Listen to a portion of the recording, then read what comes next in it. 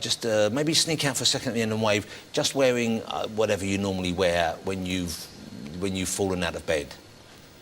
I look impossibly fresh when I fall out of bed.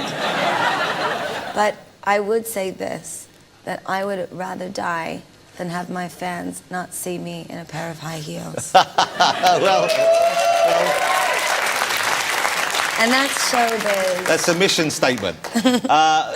Let me ask you about, can I ask you about your personal life? Hello? Well, OK, I won't push it, but I was just curious as to whether or not there is, at the moment, a Lord GaGa.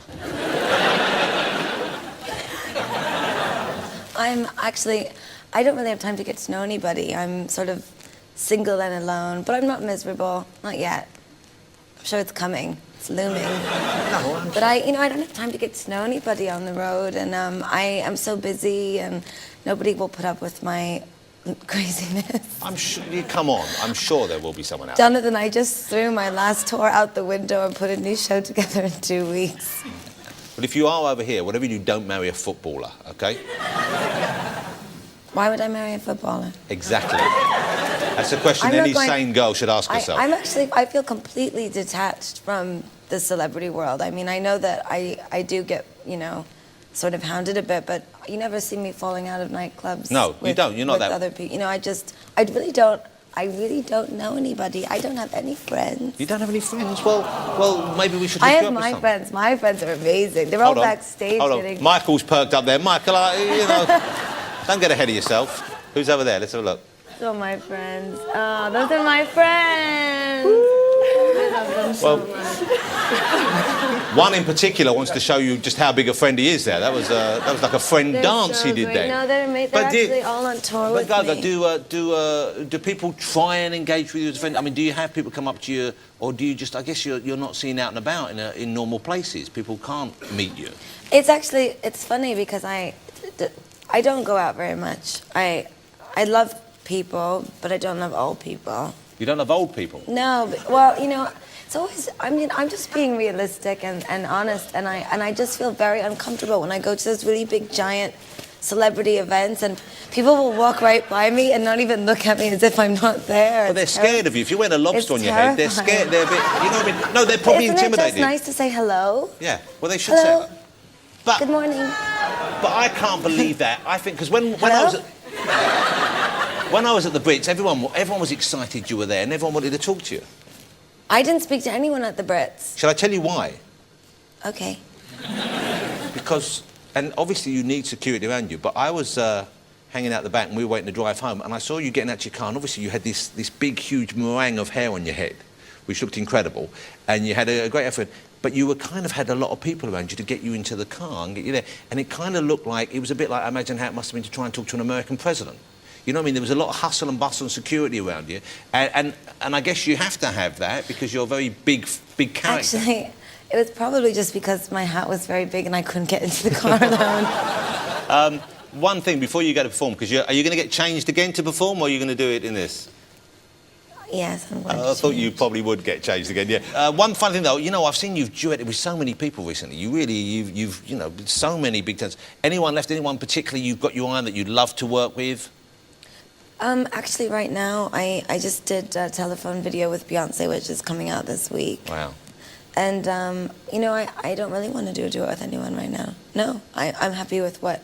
I think it's important for, especially in the pop world, when there's so many duets and features all the time, I think it's important for the sort of legacy of your music to stand on your own 2 feet as much as possible. So I probably won't do anything for a while, actually. Well, you don't need... I just wonder whether... I mean, David Bowie, would you like to work with him? Yeah.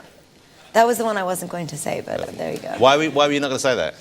Because it's very private, and it's for very it's private. He's for me it's like.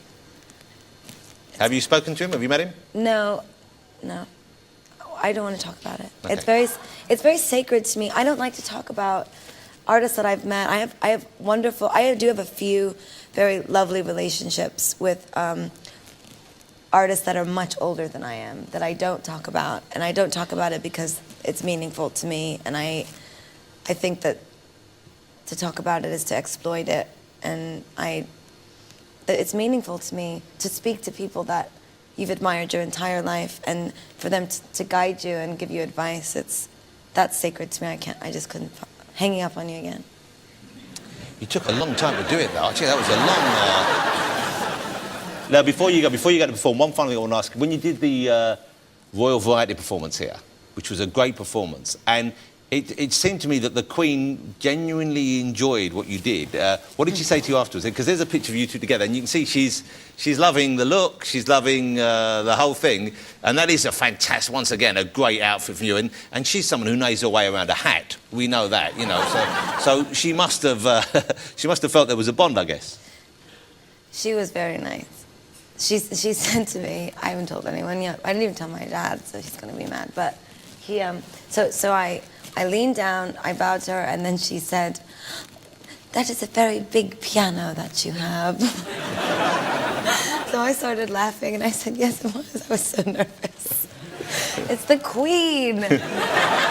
It's the Queen. I mean, there is no greater lady than the Queen. There is no great lady than the Queen. And let's face it, if she wanted a big piano as yours, she could have had one. So she was could have impressed just by the taken it. size. I'll take it. She could have taken it with her. I want your piano, Gaga. Yes. Okay, you're going to perform. Which song are you going to do? You're going to do Telephone for us? I've never done Telephone live. You've never done it live before? No. Well, I've done it live on the tour, but not on TV. And this, you duet with Beyonce on this, on the... Yes, but she's not here. Well, would you, if you need, you know, I'm here, Michael Ball is here, we'd both happily step in. Listen, I don't know if anyone can shake it like she does. Have you seen Michael dance? If anyone can shake it like Beyonce, it's Ball. There you go. No, we're not going to inflict that on you or indeed us. Lady Gaga is going to perform Telephone for us, but will you join me in saying thank you to her for coming back on the show and for being not just a brilliant talent, but also for talking to us in a way which I think was very open, and it was lovely to see you a bit more relaxed than last time. I'm relaxed, thank you.